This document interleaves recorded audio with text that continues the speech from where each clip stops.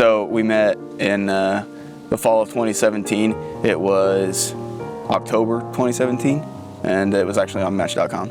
Yeah, he messaged me actually in July, and I didn't respond to him right away, but then I messaged him, and he told me that he was actually in Kuwait. I was too late.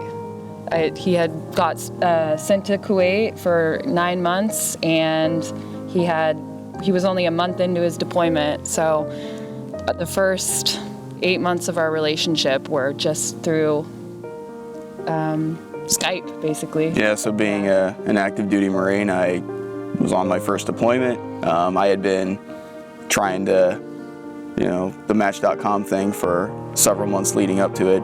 Hadn't had any luck, and then went out to Kuwait single, and then I hadn't been checking anything for, the first few weeks while I had been out there, and then I got an email notification one day saying, you got a message from whatever your username was, EL Link or whatever it was. And so I thought, okay, well, this might be worth looking into. So I logged back in and sent her a message back, and then that's where the talking took off. Yeah. It was like a right-away connection too. He was really great. He became my best friend kind of immediately, and I didn't even really think that it would go anywhere, just because I knew how far away he was and how difficult it was going to be to not even have a foundation starting a relationship that far away. But it just felt right, and we became a couple, in October. That was November-ish. That was kind of just it was very fast, but I knew that he was the one.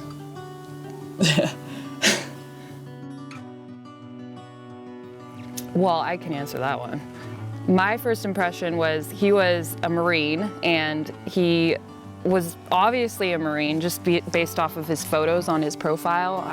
I kind of drew that conclusion, and I wasn't really interested in that aspect of him so much. Growing up in San Diego, I had a stigma attached to that branch of the military that wasn't exactly correct. It was a little biased, but he was also a pilot. I saw that too. So I was very curious. I do have a soft spot for pilots. And I was curious as to what he flew and where he was from, and because it's really hard to be a naval aviator, so naturally I wanted to learn more about what he went through to become that, and maybe his backstory and how hard he had to work, because it's really hard work. My dad is a pilot, and I know that it's not easy, and that was kind of what drove me to contact him. That was my first impression of Taylor. And it kind of was funny because he's so much more than that. He's not, I would never peg him as a pilot. He's just so relaxed, so down to earth, and I don't know, maybe that's how they are nowadays, but I just never pictured, somebody like a Marine aviator being so cool, so, just humble, nice, passionate, loving, friendly. Just a regular guy from the Midwest. Yeah, when we started talking, it escalated to, from emailing to, hey, I communicate on Skype or WhatsApp, with my friends and family back home, and then that's how we started talking. And then when we did finally talk for the first time, Erin is just Erin, and that's, she doesn't put on a show for anyone. She's very high energy and very much extroverted, so it was pretty apparent right away as far as first impressions go. The escalation of our communication went up very quickly, and when that happened, we just had a feel for knowing, it was just going really well, really smoothly. So yeah. It was, a month after talking, we just decided, she said, hey, I'll wait for you to get back, even though it's going to be 6 more months until you get back, and then we'll be I'll wait for you. Yeah. I was you know, I was dating a couple other people at the time, and I think he caught on to that, and I felt bad. I just knew that I couldn't do that anymore because I had such a great guy waiting for me in Kuwait, and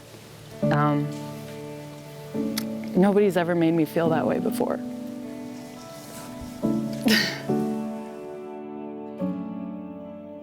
She had been hinting on the fact that she was in love with me.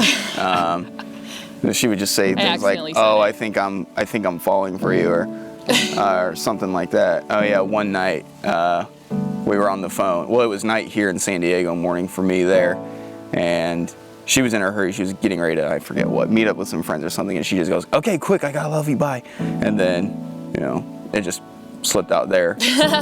Yeah. And I don't know. Yeah, it was what, a week after we decided, like, hey, we're gonna wait for each other. Yeah. Or she's gonna wait for me while I'm in Kuwait, that we said we loved each other. Yeah, it was very fast after we decided. I kind of fell in love with him way before we were even official. Part of me, I was kind of scared because that was weird because I hadn't even met this guy. So it was like, I didn't know, I didn't have any protocol into how and when do you say I love you to somebody you've never even met. And I just went ahead and just went with it, whatever. Yeah.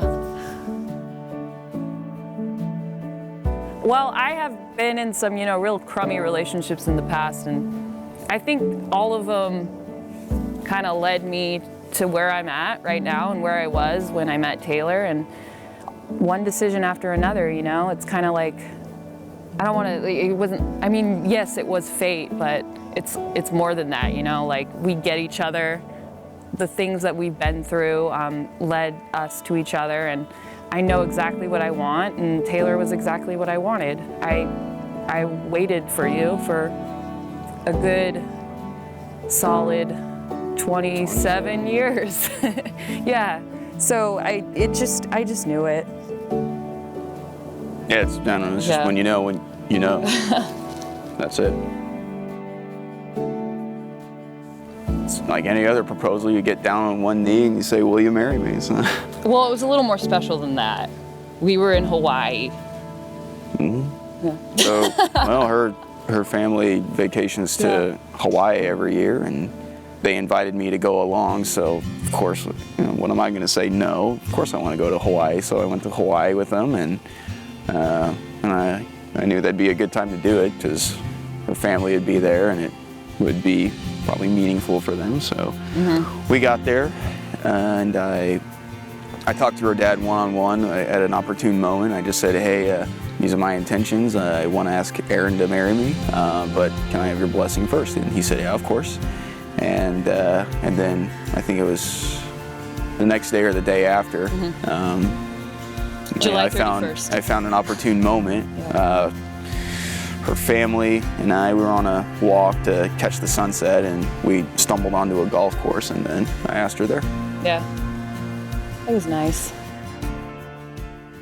Taylor, I never thought I would be standing here getting to marry somebody as awesome as you. I'm so happy that you came into my life when you did, and I'm grateful and thankful to God that we met the way we did, because honestly, I don't think there was any other way that would have been as perfect as the way we met.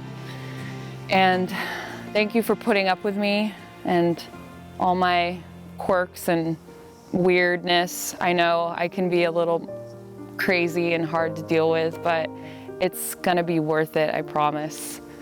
I can't wait to marry you, and I can't wait for the life that we're gonna have together, and I'm really excited. I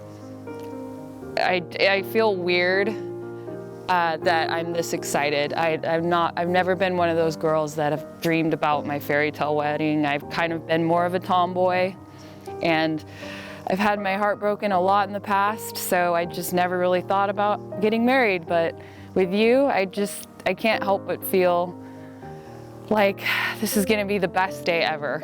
So I can't wait to have a life with you, and we're gonna be side by side, holding hands the whole time, and it's gonna be amazing. And I don't care if I can't be with you all the time, because you know what?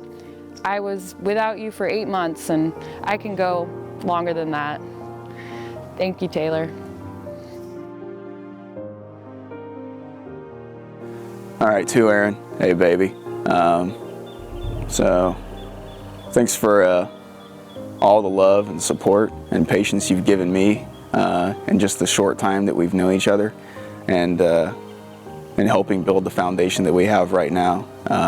I know I'm not always the easiest person to get along with due to my stubbornness and just how difficult I can be. I'm well aware of that, but thank you again for your love and support, and I'm very much looking forward to the life we're about to start together, embark upon, and build together.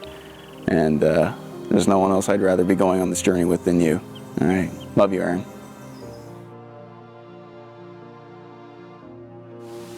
Well, thank you, Mom and Dad, so much for everything you've done, and for all your support and love. I know this process hasn't really been as easy as it probably should have been, and Taylor and I are just really grateful for everything that you've done and helped out in this whole process, planning, going to all these vendors, finding the perfect place for us on our day, because it doesn't really matter as much about, the location and, the flowers, but in 10 to 20 years from now, it will look back on it and we're really going to be happy that we did do this, that we, did have a nice wedding and invited our friends, and I'm just really going to be grateful that I had you to help me plan this, and thank you so much for all that you do. Okay, well, thanks to Tom and Janet Winkowski, Erin's mom and dad, for one, accepting me into your family and giving me your blessing to marry your daughter, and of course with all the help and support in, like Erin was talking about, planning the wedding, and of course for giving her the support that she needs over the next few years. Well, I'm not gonna always be able to be around, with on and off deploying and workups. I know you guys will be there, and give her the continued support you've always given her through the last 27 years. And then of course to my mom and dad, for making me who I am. I think I'm pretty awesome. I like who I am, so I have my mom and dad to thank for that, Wayne and Suzanne Holmes, and of course for, showing me what a good and great marriage looks like, and how to build that, and how to find someone with all the right characteristics to build a strong and godly marriage. So, Mom and Dad, Wayne and Suzanne Holmes, thanks for that. Thanks.